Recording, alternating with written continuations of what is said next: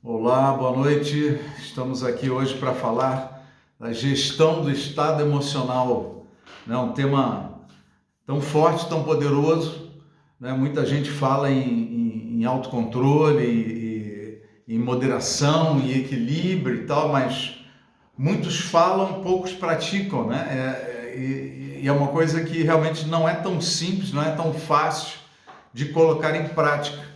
Mas muito além da teoria, é uma coisa experimental, é algo que a gente tem que viver, né? É vivencial.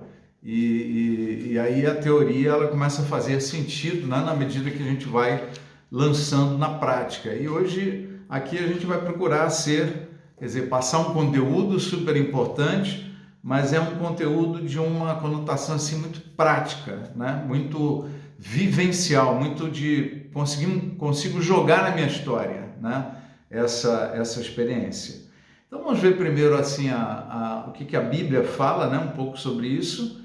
Em Gálatas 5, 22 e 23 está escrito assim: mas o fruto do Espírito é amor, alegria, paz, longanimidade, benignidade, bondade, fidelidade, mansidão, domínio próprio. Então ela encerra o texto, né, o versículo falando sobre o que? Domínio próprio.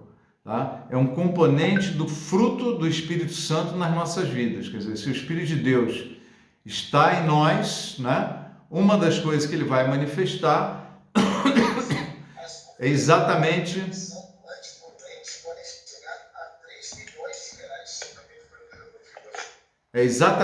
esse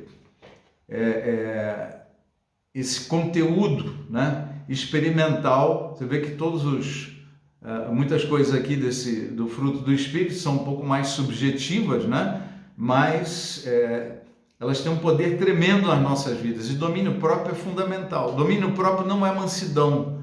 Não, a pessoa se controla, ela é mansa, né, ela tem domínio próprio. Não é só isso. Domínio próprio vai além desse autocontrole num estado de provocação, de irritação. Domínio próprio é você dominar sobre você mesmo. Às vezes não, a nossa tendência, né, é querer dominar sobre tudo.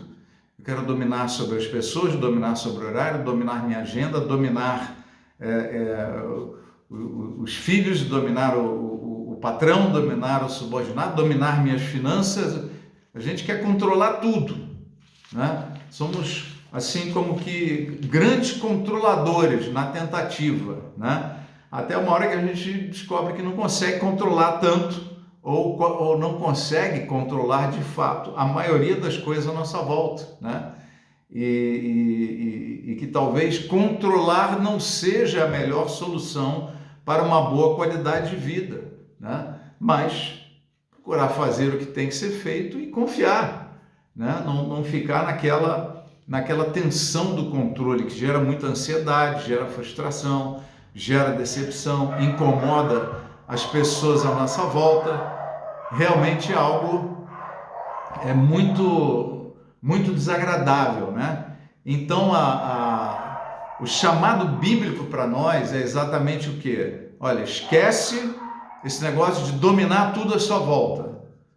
Você tem que dominar a si próprio.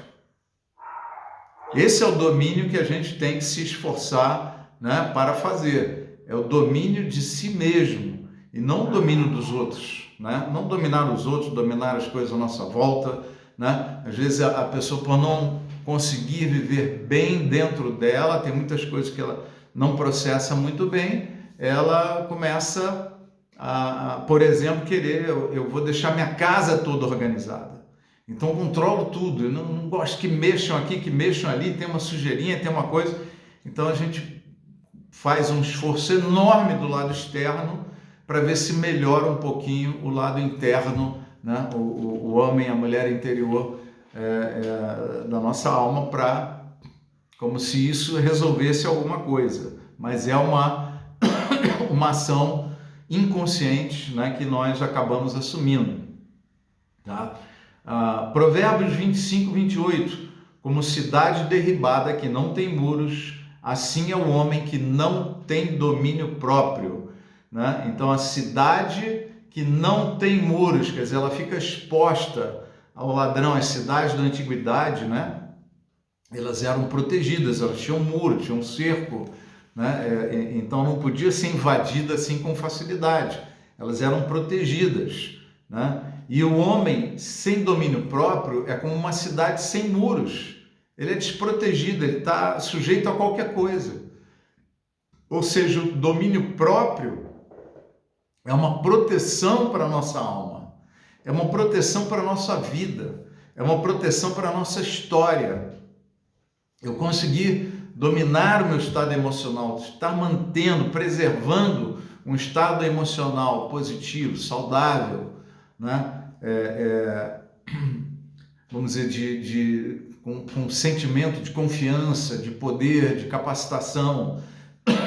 Esse estado emocional, né? De proteção de Deus, né? De ação de Deus nas nossas vidas, de graça de Deus sobre nós.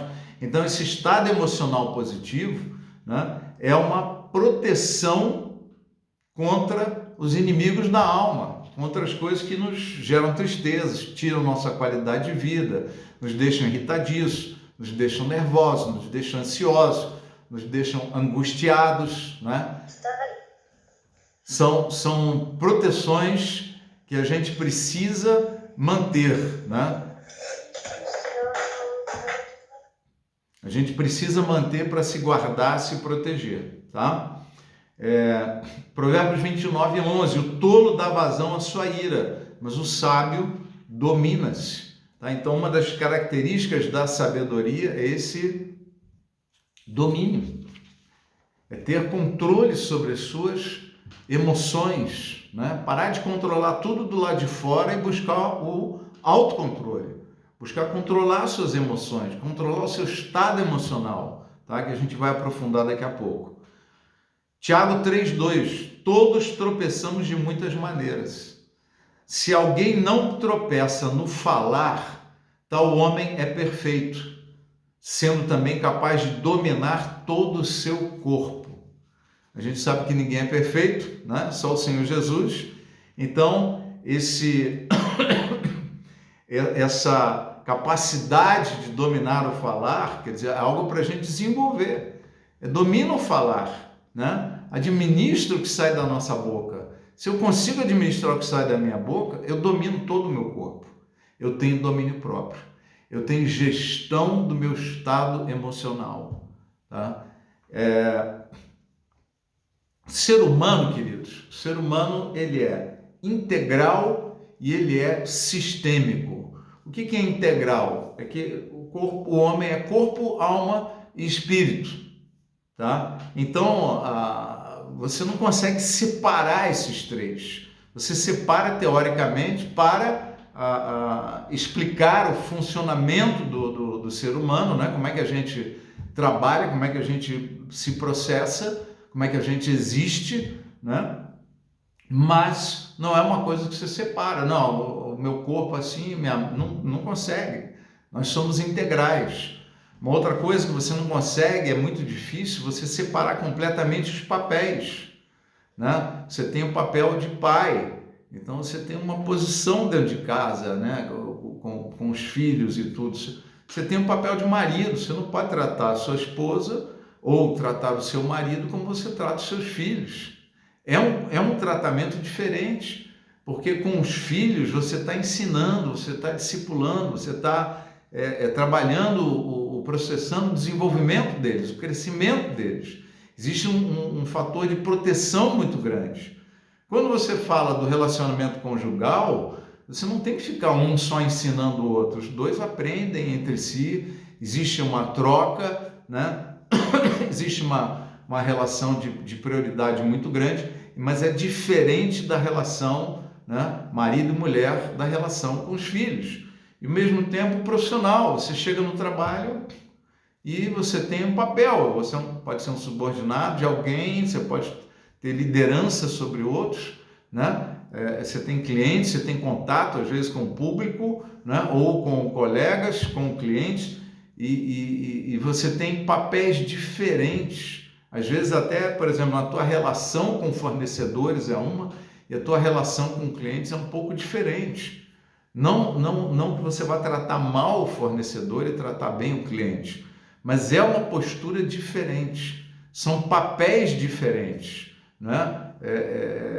O fornecedor, eu posso vê-lo como um parceiro que vai me ajudar a atender melhor os meus clientes, tá? Mas eu não estou servindo ao meu fornecedor, nós estamos trocando. O meu cliente, eu estou servindo, eu estou apresentando serviço para ele.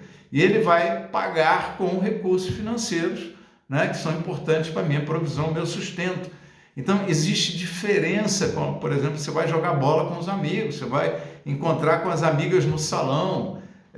Todos os casos são papéis diferentes, você não atua da mesma forma, mas você continua sendo uma só pessoa. Então, você não consegue separar completamente essas coisas. É quase que impossível você ter uma separação total. Por quê? Porque nós somos seres humanos integrais e somos sistêmicos. O que é o sistêmico? É aquele que vive bem dentro de um sistema. Tá? O que é um sistema? Por exemplo, tinha um determinado funcionário que sentava numa sala grande com vários funcionários, ele era muito retraído e ele caiu numa cadeira muito próxima de uns três colegas que falavam demais e ficavam conversando e tal, não conseguiam ficar quietos assim na dele, e ele era muito introspectivo e aquilo incomodava ele já estava querendo sair da empresa. Então, percebendo isso, foi colocado ele mais próximo de outras pessoas mais introspectivas, se gostava daquele papo na hora que vai tomar um cafezinho, não quer ficar falando toda hora, né? O excesso de fala incomoda, e o que aconteceu? Ele se acomodou melhor e parou com aquela ideia, preciso sair dessa empresa e tal. Por quê? Porque nós somos sistêmicos, a gente vive em função de um sistema, né? Um sistema da família, um sistema no trabalho. Pessoas que caem nas drogas vão para uma clínica, fazem um acompanhamento, um tratamento, fica lá 8, 9 meses, 10 meses, se livra completamente e tal, aí volta para casa. E dentro de casa começa a acontecer de novo tudo aquilo que acontecia antes, aquele mesmo sistema familiar, aquela convivência familiar, é um sistema, né? Hoje se usa muito o termo constelação, né? É como um conjunto de estrelas que se atraem, se repelem mutuamente, né, entre si. Então, às vezes o drogado passou por um tratamento, ficou ótimo, ele volta para o ambiente e volta a conviver com as mesmas pessoas no mesmo ambiente que o levaram à droga no passado. Então, ele tem uma tendência a cair no mesmo sistema e paulatinamente ele vai voltando e volta para o estado, né, em que ele estava. Por quê? Porque ele voltou para aquilo que o levou, né, àquele estado. Então, é aquela história, né? Se aquilo que você está fazendo não está funcionando, faça diferente. Se você continuar jogando as mesmas sementes, você vai colher os mesmos resultados. Mas se você mudar as sementes, se você mudar o tipo de semente, a forma de semear, se você mudar a quantidade de semeadura, né, você vai alterar os resultados, né? Isso é um processo bíblico e que é uma realidade do universo, né? A gente colhe aquilo que a gente semeia, tá? Bom, aí tem umas figurinhas aqui que eu chamo de... tem um autor, né? Anthony Robbins, tá? Que ele tem um livro assim, muito profundo sobre isso, que ele chama de Tríade da Mudança. Que mudança? Mudança de um estado emocional. Tá? Então vamos falar um pouquinho sobre o estado emocional. Mais para frente, a gente vai ver aquela história que é uma ilustração muito importante, muito interessante na Bíblia, né? Os espias de Moisés, né? Os 12 espias de Moisés, que foram enviados por Moisés, eles tinham saído do Egito, milagres extraordinários acompanhando eles, ainda no deserto, né? A água amarga sendo transformada em água doce, saindo água da pedra, caindo comida do céu, né? Pão do céu, carne, quer dizer, eles tinham milagres extraordinários, né? Uma coluna de fogo durante a noite protegia eles do frio e guiava, e uma nuvem durante o dia, com aquele sol do deserto e tal, né? Um calor enorme, eles tinham uma sombrinha, Deus providenciou. Então, milagres extraordinários. E eles foram enviados lá para, depois de sair do Egito, agora vamos entrar na Terra da Promessa, né? E Deus começa a trabalhar mais o coração e a ação do homem junto com ele. Tá? Não vou ficar só eu agindo, está na hora de vocês agirem comigo. Vocês, veja, é sempre o homem dependendo do Senhor, essa relação de dependência, esse apego ao Senhor, né? Mas Deus começa a querer aquele trabalho em conjunto. Então eles nunca tinham pego em armas, e naquele momento eles tiveram que enfrentar os primeiros inimigos, né? E a graça de Deus esteve com eles, mas agora eles estavam entrando em campo de batalha. Eles foram treinados para lutar, né? E quando Moisés ficava com os braços levantados, o Josué e os guerreiros prosperavam, né, no campo de batalha. Quando Moisés cansava, eles começavam a perder. Então, você tem um aspecto espiritual, né, nisso que está acontecendo, e você tem um aspecto emocional. Quer dizer, as mãos erguidas de Moisés, o líder, tá, lembrava eles de quê? De que Deus estava com eles, de que havia milagre acompanhando aquele momento, aquele ato, tudo que estava acontecendo, e o estado emocional deles se tornava mais forte, mais positivo, não é? Um estado de confiança em Deus também, né? E eles começavam a prosperar na batalha, né? E de repente aqueles 10 espias, né? Eram 12, Josué e Calebe mais 10, cada um príncipe de uma das tribos de Israel. 10 dos 12 espias tiveram uma visão péssima. Eles olharam aquele negócio e se sentiram fracos, se sentiram impotentes, não vamos conseguir, não vai dar, não vai dar, não vai dar, não vai dar. E nesse estado emocional, se você olhar aqui na figura, né, do lado esquerdo, está lá estado emocional. Nesse estado emocional ruim, nós temos decisões, escolhas e ações ruins, decorrentes de um estado emocional. Se eu estou muito ansioso e preocupado, eu posso ter decisões muito ruins naquele momento. Porque eu não estou num estado emocional equilibrado, saudável, né? A ansiedade, ela bloqueia um pouco a nossa respiração, ela reduz a oxigenação do cérebro, ela restringe um pouco a criatividade, né? Em função dessa restrição da oxigenação do cérebro. A gente perde essa capacidade de ouvir de Deus, né? O profeta, principalmente, era um cara que nunca podia ser ansioso, né? Por quê? A gente precisa estar em paz, precisa estar com o coração aquietado, né? Tranquilo, para poder ouvir, ter a sensibilidade de captar aquilo que Deus está falando conosco, tá? Então, o estado emocional é muito importante, queridos. Por quê? Porque se eu tomo decisões, escolhas, e se tenho ações e comportamentos num estado emocional ruim, o que vai acontecer? As minhas decisões afetam o meu destino. As minhas ações hoje geram resultados e impactos na minha vida amanhã.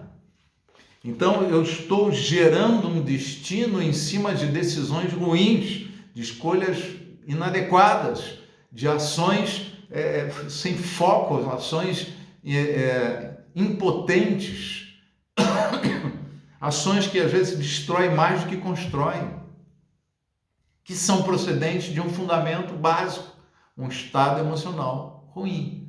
Se por outro lado meu estado emocional estiver bom, estiver confiante em Deus, eu estiver satisfeito, se eu estiver num estado de satisfação melhor, se eu não estiver irritadiço, nervoso, se eu não estiver magoado, com muitos incômodos na alma, né? Eu posso tomar decisões mais claras, mais lúcidas, existe mais clareza nos nossos olhos, na nossa mente, né? Uma mente mais arejada decide melhor, age melhor, tem ótimas escolhas, né? Então, a importância do estado emocional para as nossas vidas, tá? Se você... É um assunto, para mim, assim, tão fundamental, que devia ser um dos assuntos mais ensinados nas igrejas. Infelizmente, se fala relativamente pouco, e talvez até se conheça relativamente pouco de coisas que funcionam, de coisas que podem nos ajudar, né, a processar melhor, a gerir melhor o nosso estado emocional e, consequentemente, ter uma qualidade de vida, né, muito melhor e projetar um destino muito melhor para nós, seguindo o princípio fundamental de que nossas decisões, nossas escolhas, nossas ações, nossas atitudes são sementes que a gente lança na vida. E essas sementes vão gerar frutos, vão gerar resultados, que se as sementes forem ruins, os resultados vão ser ruins. Se as sementes forem boas, os resultados vão ser bons. Tá? E aí o que acontece? A base para decisões boas, para decisões mais lúcidas, mais inteligentes, para atitudes melhores, mais sábias e tal, a base é estar num estado emocional saudável, bom, saudável espiritualmente, mentalmente, saudável emocionalmente, né? Para quê? Para que a gente tenha uma qualidade de vida realmente melhor e esteja gerando um destino melhor para as nossas vidas no Senhor, tá? Então, vamos entrar nesse assunto aqui da gestão do estado emocional, que é a tríade da mudança. Esse assunto é tão legal que é impressionante como funciona. Você está num estado emocional qualquer. Agora, por exemplo, você está num estado emocional. Tomara que esteja num estado emocional positivo para a absorção de informação, de coisas novas. Tomara que esteja, né, Deus queira que você esteja num estado emocional mais aberto a ser tocado, a ser transformado, né, mais disponível para a ação de Deus e para o mover da palavra de Deus na tua vida, né? É um estado emocional. Essa tríade da mudança, foco, linguagem e postura, são as três coisas fundamentais, é o tripé do meu estado emocional. Para estar num estado emocional, eu estou com um determinado foco de atenção, de pensamentos, de olhar, eu estou olhando muito para aquilo, eu estou pensando muito naquele assunto, tudo daquela forma, né? Eu estou com uma linguagem que pode ser positiva, pode ser negativa, uma linguagem de fracasso, por exemplo, uma linguagem ruim que muitos têm usado aí com uma certa frequência nos dias de hoje, né? Uma linguagem perigosa, falar, não, esse governo agora assumiu, o país está perdido, está não sei o quê, e fala, gente, por mais que você goste ou desgoste ou odeie um governo, tá? É importante lembrar que os governos passam, os governantes passam, mas a palavra de Deus permanece. E o nosso Senhor Jesus continua vivo e ativo na igreja, através da igreja, neste planeta, em tudo que acontece ao nosso redor. Então, nós temos que tomar cuidado com essa linguagem. O país já era, vou sair daqui, vou mudar, vou não sei o quê. Por quê? Porque essa linguagem está gerando um estado emocional em mim. Não é só eu falo do que o coração está cheio, o coração já está cheio disso daí, eu estou falando. Mas tem vocês vão identificar aos poucos aqui que é uma via de mão dupla. Na medida que eu falo uma linguagem melhor, o meu homem interior, a minha mente, né, o meu estado emocional é afetado de volta. Então, se eu jogo, meu estado emocional joga coisas para a minha boca também joga coisas que podem influenciar e mudar o meu estado emocional. Por exemplo, tem uma pessoa que eu estou atendendo já há algum tempo e no atendimento ela chegou e em algum momento ela usou um termo que é amadurecer como uma forca. O processo de amadurecimento. Então eu tenho uma forca aqui e essa forca não pode ficar muito apertada, não pode me pressionar demais, então eu tenho que desacelerar para soltar a forca, e também não pode ficar muito frouxa, porque senão também paro de crescer, de me desenvolver, de ser transformado e tal, né? Mas é sempre uma forca. Então veja, essa é uma metáfora muito ruim, uma metáfora perigosa, porque é uma metáfora de morte, uma metáfora que o prêmio é que a forca vai ser um pouquinho mais frouxa, né? E em algum momento essa pessoa tem uma paixão por um esporte, um determinado esporte, e ela fez uma associação de que quando tem algum movimento muito difícil naquele esporte que ela pratica, né, que ela vê algumas pessoas fazendo já 5, 6 tentativas, já estão fazendo direitinho, e ela não consegue, e ela tinha uma tendência a desistir, até o momento que ela, não, vou insistir. Então, se alguns movimentos ela não consegue fazer em 5, 6 vezes, mas ela estava conseguindo fazer em 10, 12 tentativas, ela já começava a desenvolver e fazia muito bem, e depois estava igual às outras. Então aquilo virou uma nova metáfora para a vida dela e para esse processo de amadurecimento, né? Que não era mais uma forca, mas era um negócio que tinha recompensa. Porque quando ela conseguia fazer esses movimentos todos, ela se sentia satisfeita, né? Se sentia capaz, se sentia, num termo muito usado hoje, empoderada, né? Isso mexia até com a confiança dela em Deus, porque ela começou a ver que tinha talento de Deus na vida dela, né? O que ela achava que não conseguia, não podia, né? De repente eu posso, eu consigo. Se eu perseverar, se eu me aplicar, se eu me esforçar, eu vou conseguir. E isso é uma crença muito boa, é uma crença bíblica, é uma crença científica, né? E que é poderosa nas nossas vidas. Então ela mudou a metáfora. E isso mexe no estado emocional dela. Por quê? Porque ela mudou a linguagem. Como é que ela fala sobre o processo dela? Não é mais uma forca. O processo dela agora é em cima de quê? De um esporte que ela gosta e que, com um movimento muito difícil, ela insiste, ela vai fazer bem e vai dar certo no final. Então nos estimula a perseverança, a confiança, tá? Isso quer dizer o quê? Que a minha linguagem afeta o meu estado emocional. Cuidado com a sua linguagem, né? É muito falado e tal, quando você tem que tomar cuidado na educação dos filhos, quando você começa a ficar irritado e brigando com o filho, e fala, você é burro mesmo, né? Você não... E o filho vai absorvendo aquilo, ele vai ouvindo. Ele começa a se sentir burro, ele começa a acreditar que é burro. E o estado emocional dele já se torna o quê? Vem um assunto difícil, mais complexo, emocionalmente, não, isso é muito complicado para mim, ele já desiste, ele já para no caminho, tá? Então a linguagem que nós usamos para nós mesmos, nosso autodiálogo, a linguagem que usamos com as pessoas à nossa volta, com os filhos especialmente, né? Às vezes com funcionários, com subordinados, você vai dar uma dura e você desqualifica tudo, aquilo vai entrando na cabeça da pessoa, fora a mágoa, né? Vai entrando na cabeça da pessoa, uma hora ela realmente eu não sou capaz, eu não sou competente, eu não consigo.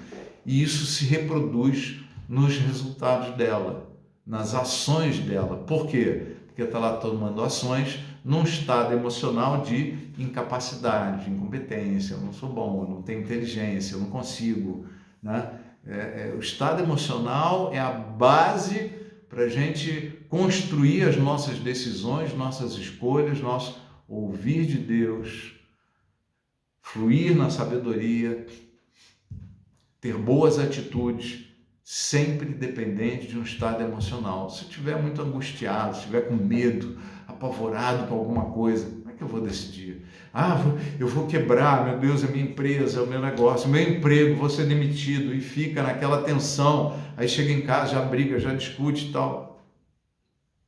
Estado emocional é a base, né? É o fundamento, tá? O outro é o foco, né? Vamos voltar aqui um pouquinho para o texto, né, para facilitar. Tá? Pode virar na página 2.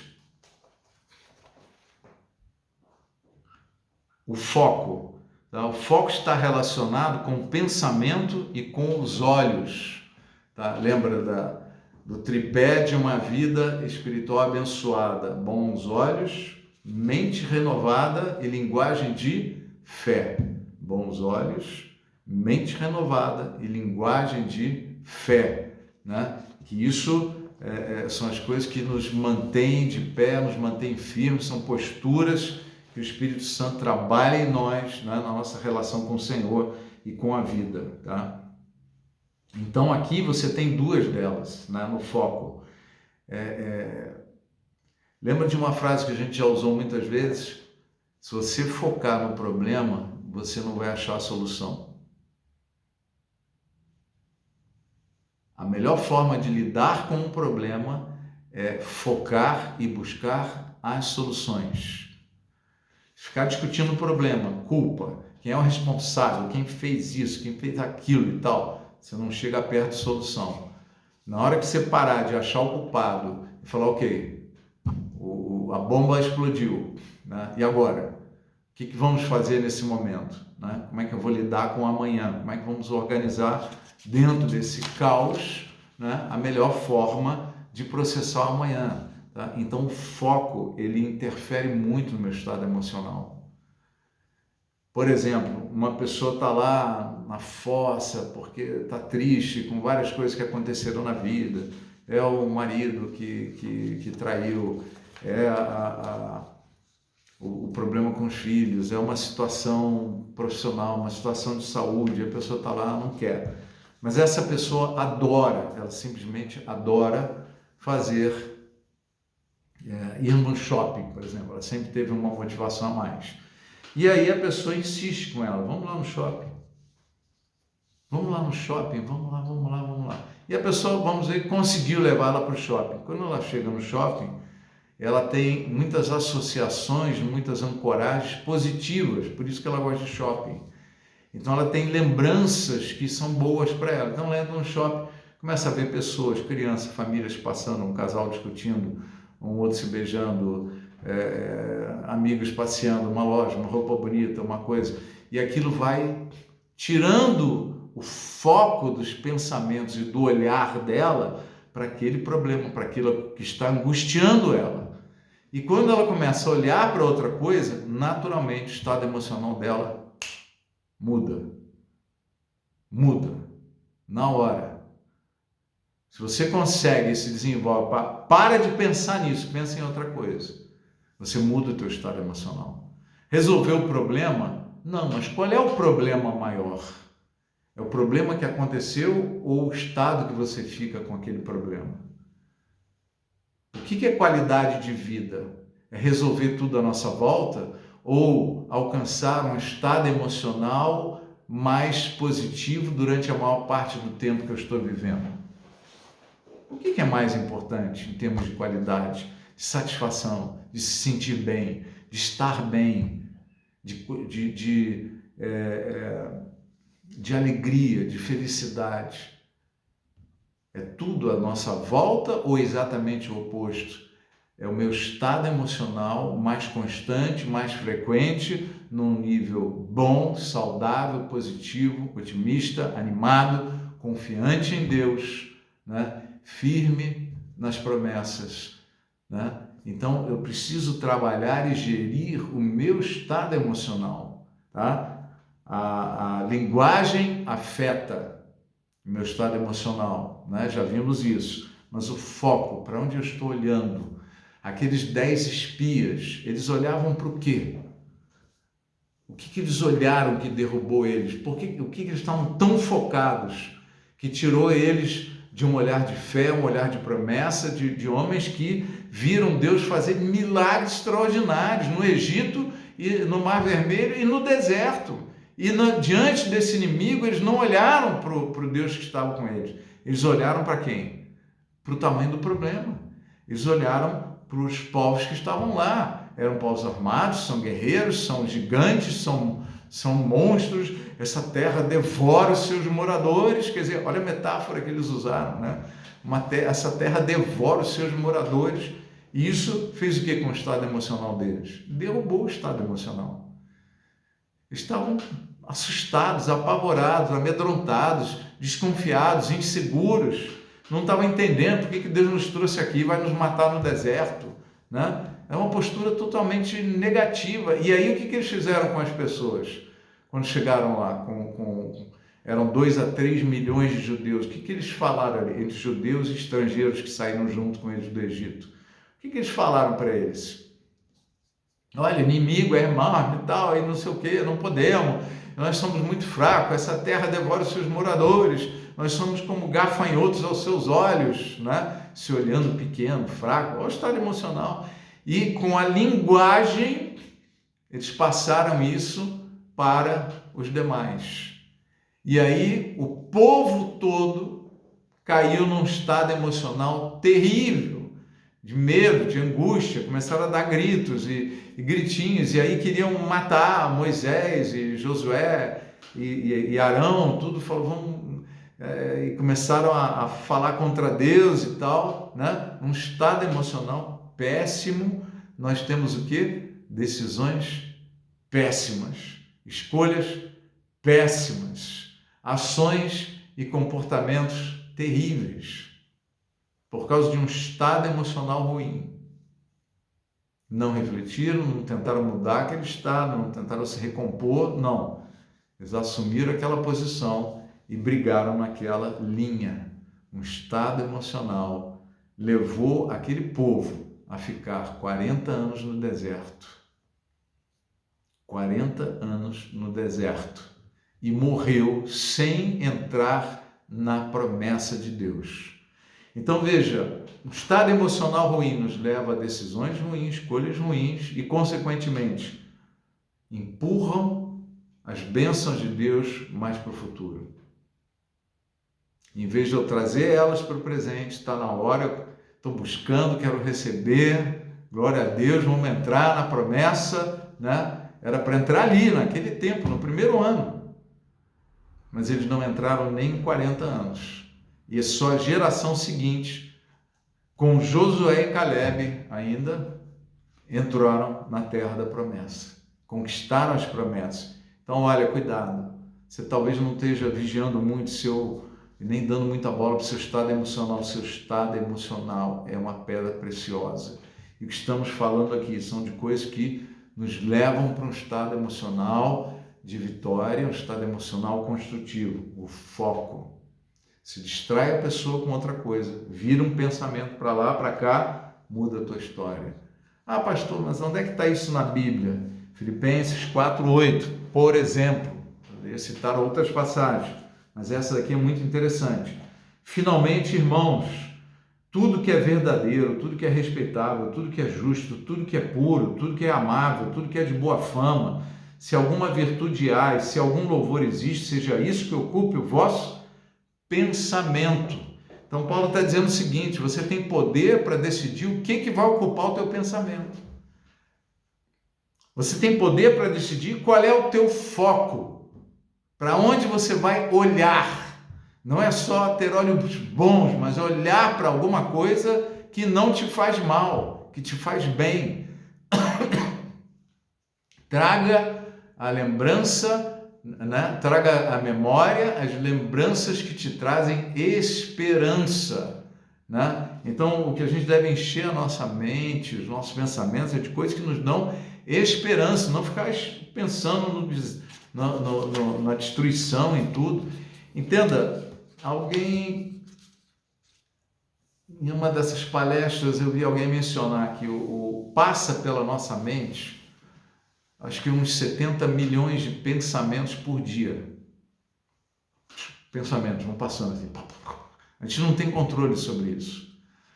O que vem para a nossa mente nós não controlamos. Mas nós temos poder para controlar aquilo que fica. Então, se o que veio não é bom, não é verdadeiro, respeitável, não sei o quê, deixa, do mesmo jeito que ele entrou, deixa ele sair. E segura, retém o quê? aquilo que é bom. Seja isso que ocupe o vosso pensamento, coisas que te trazem esperança, te deixam mais forte, mais motivado. Fica com a tua mente focada em pensamentos verdadeiros, respeitáveis, justos, puros, amáveis, de boa fama, se alguma virtude há, se algum louvor existe. Deixa isso ficar, o resto deixa passar. Amém? Nós não temos poder para dominar o nosso estado emocional, tá? Com um pensamento ruim na nossa mente, com pensamentos desfocados. Eu não consigo. Você, se ficar pensando muita besteira, se o cara botar lá um filme pornográfico, pornografia, e ficar assistindo, a mente dele vai ficar cheia dessas coisas. Ele não consegue ficar olhando aquilo e pensando como Deus é maravilhoso e eu adoro a minha esposa. Não, ele vai pensar naquilo ali, vai pensar naquela pornografia, homem, mulher, o que seja, né? Então você não consegue ter esse trabalho. Mas o que você consegue? Controlar o que você vai deixar ocupar o teu pensamento. Isso você tem poder. Ok? A linguagem nós já falamos, né? Vamos falar aqui um pouco da postura, tá? Da postura. Então vamos lá, no foco. Escolha melhor os teus pensamentos. Não deixa a tua mente ficar cheia de coisas. Meu casamento é horrível, meu marido é insuportável, ele não tem jeito, não vai mudar nunca, minha vida vai ficar sempre desse jeito, se você ficar se alimentando disso.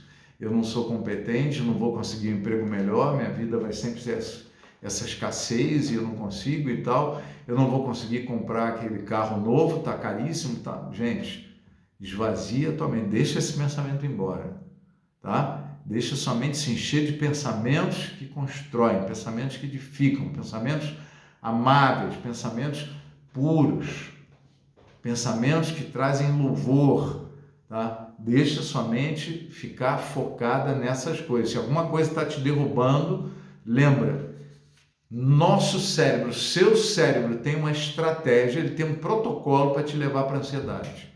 O seu cérebro tem um protocolo para te levar para a angústia, para o medo, para a depressão, para o desânimo, para a irritação, para a raiva, a ira. Existe um protocolo no cérebro, a gente começa a pensar em determinadas coisas, determinadas imagens, determinadas lembranças, e vai pensando, daqui a pouco você está dominado por aquilo.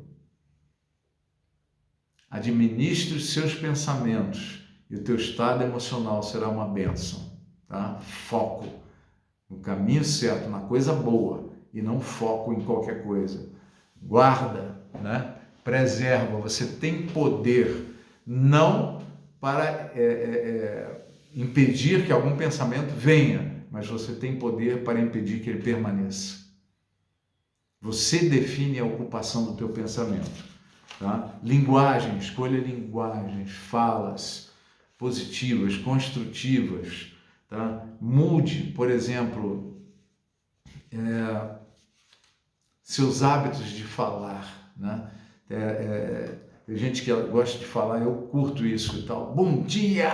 Uau, bom dia, né? É aquele bom dia já de quem... O dia vai ser ótimo, o dia vai ser maravilhoso, um bom dia cheio de vida, né? Ou aquele, bom dia, bom dia. O que foi? Tudo bem? Tem um monte de problema aqui para não sei o quê. Você já determinou que aquele dia vai ser uma droga. Você já determinou na tua mente. E você vai viver com um estado emocional de droga. A tua linguagem pode mudar o teu estado emocional. Faça isso no início do dia. No início do dia. A gente colocou algumas coisas aqui nessa dica poderosa 2, aqui no meio da página 3. Escolha as palavras que vão qualificar suas experiências. Perceba o valor que dá a elas. Exagere um pouco no lado positivo, nos adjetivos, nas qualificações positivas. Exagera um pouco. E aí, tudo bem? Tudo ótimo. Mas o que aconteceu? Nada. Tudo ótimo. Né?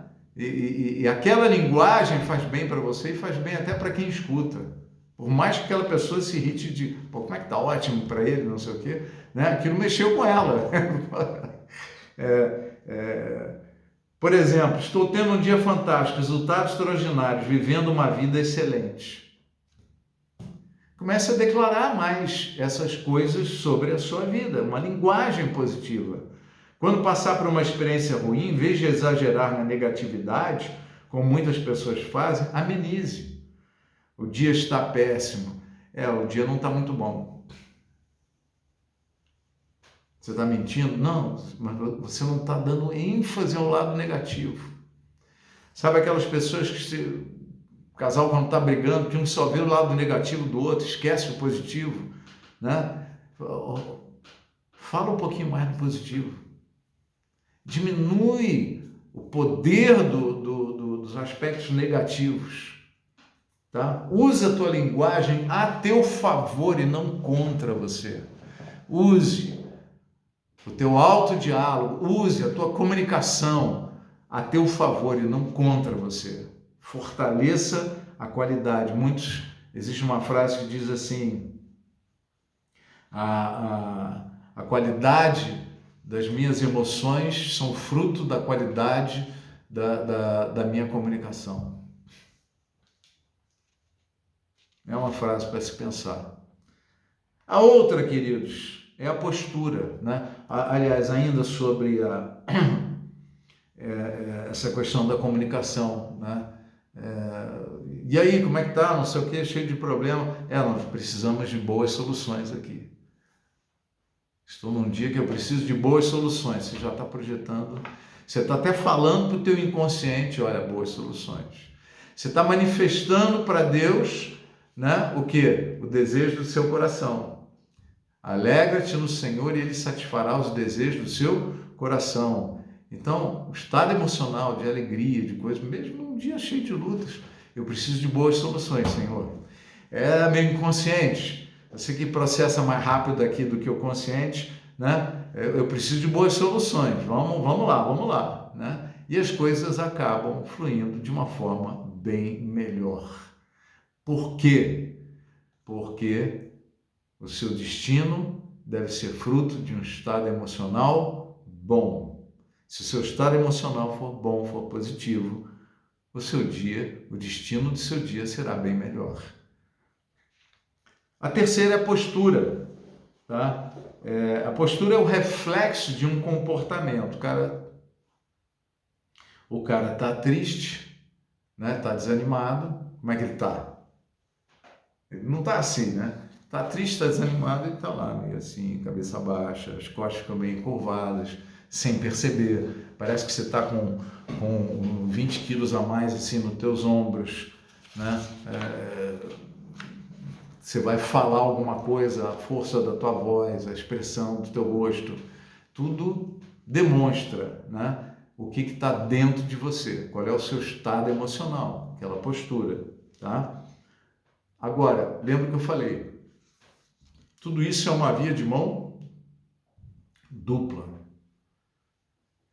Então, se o meu estado emocional é ruim, eu tenho pensamentos ruins, se eu mudo meus pensamentos, eles vão mandar coisas boas para o meu estado emocional. Se eu mudo, né, a minha linguagem, tá? Estou com uma linguagem de desânimo, de derrota, não sei o quê, mas se eu mudo a minha linguagem, a nova linguagem também age, né, na contramão, passando para o meu estado emocional o quê? Uma perspectiva melhor de vitória, de uma forma mais sábia de encarar aquela situação, sem desespero, sem tanto medo, sem tanta dor, sem tanto sofrimento, né? Calma aí, cara, você está sofrendo antes de acontecer, né? Muda a perspectiva, tá? Então é sempre uma via de mão dupla. E a postura é a mesma coisa, né?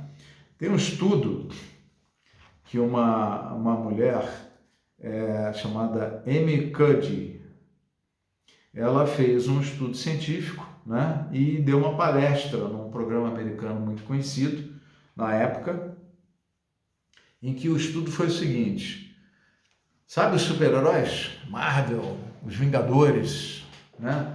Você vê aquelas fotos dele, Super-Homem, Batman, aquela foto assim, né? O ombro aberto, os braços aqui, né, em punho, um pouco distante do corpo, né? A perna ligeiramente aberta, olhar altivo, firme, forte, confiante, seguro, e ela fez o seguinte teste: fique nessa posição por 120 segundos. Só de mostrar a posição aqui, meu estado emocional já deu uma levantada diferente, tá? Isso é impressionante como funciona. E ela fez esse trabalho e depois fazia um estudo do nível de testosterona, antes e depois, o nível de cortisol, né, que é o hormônio do estresse, antes e depois, tá? E percebeu que essa postura de vencedor, lembra o que a gente trabalhou na semana passada, né? O mindset de mais do que vencedor em Cristo Jesus, porque isso é o que nós somos. Então nós precisamos dessa mentalidade, e se essa é a nossa mentalidade, tá? Isso vai mexer com o meu estado emocional. Sempre que eu me lembro quem eu sou, mais do que vencedor em Cristo Jesus. Se eu sou mais do que vencedor, eu sou mais do que vencedor. Então mude a tua postura. Às vezes você está desanimado, você está lá abaixo, não sei o que, e de repente, pá, vem aquele estalo, pô, não, eu preciso sair dessa. E aí você levanta e inspira. Essa oxigenação já faz uma diferença dentro da tua mente, dentro do teu corpo, né? Você oxigenou, você botou o sangue para trabalhar melhor, você tirou as constrições, né, vasculares, né? E você já começa a se sentir melhor, tá? Trabalhe a sua postura. Então, com uma postura de vencedor, uma postura de quem não está derrotado, de quem não foi destruído, de quem é mais do que vencedor em Cristo, uma postura de quem confia no Senhor, de quem depende dele, de quem não se sente culpado, mas entra pelo sangue de Jesus na presença do Senhor com toda a liberdade, com toda a transparência, né? Porque sabe que Deus te aceita, Ele te recebe e Ele te perdoa. Então o Senhor nos ama, Ele lança o seu sangue sobre nós para nos perdoar, nos redimir, tá? E nos dar essa qualidade de vida. Então quando você sai daquela postura de derrota, respira, se levanta, dá uma caminhada, oxigenou, né? Liberou um pouquinho de endorfina, né? Liberou mais um pouquinho de dopamina, que são esses hormônios do bem-estar, da satisfação, né? Já fez chamou a mulher, o marido, o filho, já deu um abraço, um beijo, e aí você liberou um pouquinho mais de oxitocina ou ocitocina, né? E aí o teu bem-estar vai sendo transformado, né? Por quê? Porque você está mexendo com a sua postura. Postura, linguagem, foco. Qualquer um dos três que você muda, você já muda o teu estado emocional, porque o teu estado emocional é construído em cima desses três. Se você altera um pouquinho um deles, você já mudou um pouco o estado emocional. Se você consegue alterar dois, você vai mudar mais ainda o teu estado emocional. Se você alterar três, você sai de um estado emocional de tristeza profunda para um estado emocional de alegria expansiva. Tá? Você tem uma mudança grande de comportamento. Desânimo e fraqueza para lutar, para ir à luta, para um estado emocional de não, vai dar certo, vamos lá. Agora, né, o diabo que se cuide, porque eu vou com tudo em nome do Senhor, né? Eu não estou mais nessa derrota aqui não. E vai para cima, né? Esses três, queridos, se nós trabalharmos bem com eles, nossa vida vai ser uma bênção, tá? Vai ser uma bênção.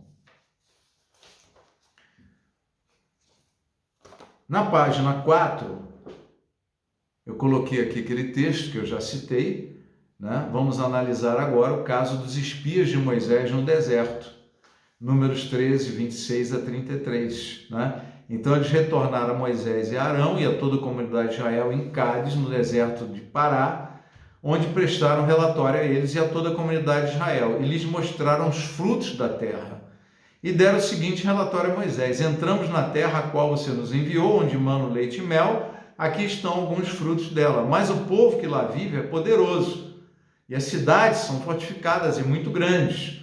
Também vimos descendentes de Enaque. Os amalequitas vivem no Neguebe, os hititas, os jebuseus e os amorreus vivem na região montanhosa, os cananeus vivem perto do mar e junto do Jordão. Aí Caleb percebeu a batida que eles estavam levando a conversa e falou. Então Caleb fez o povo calar-se perante Moisés e disse: subamos e tomemos posse dessa terra. É certo que venceremos. Jogou uma linguagem de vitória. É certo que venceremos. Tá? Tem uma outra passagem em que entre Josué e Caleb sai uma frase, né, de que, olha, como o Senhor nos prometeu essa terra, então se Ele está conosco, né, nós amassaremos esse inimigo como se amassa o pão. Ele jogou uma metáfora. Vai ser tão fácil, com o Senhor ao nosso lado, é tão fácil vencer essa batalha quanto amassar o pão. Você tem que ir lá amassar, você vai botar a mão, você vai fazer, mas vai dar tudo certo, o pão vai ser amassado. Mas os homens que tinham ido com ele disseram: não podemos atacar aquele povo, é mais forte que nós. Espalharam entre os israelitas um relatório negativo, a linguagem, né, acerca daquela terra. Disseram: a terra para a qual fomos em missão de reconhecimento devora os que nela vivem. Olha as metáforas que eles estavam usando, metáforas de autodestruição, né? Todos que vimos são de grande estatura, vimos também os gigantes, estavam aumentando, ampliando o tamanho do inimigo, do problema, da dificuldade. Uma visão assim, muitas vezes distorcida, né? Diante de quem parecíamos gafanhotos. Nós somos como insetos para esses povos aqui, não tem uma menor chance. E eu jogo umas perguntas para você aqui. Aonde os 10 espias de Moisés falharam? A gente já falou aqui sobre isso hoje. Em que aspectos da tríade? No foco? Olharam demais para o problema, olharam demais para o tamanho do inimigo. Na linguagem, as metáforas que eles utilizaram, né? A terra que devora, os inimigos são gigantes, são de grande estatura, nós somos como gafanhotos, né? Uma linguagem de derrota, né?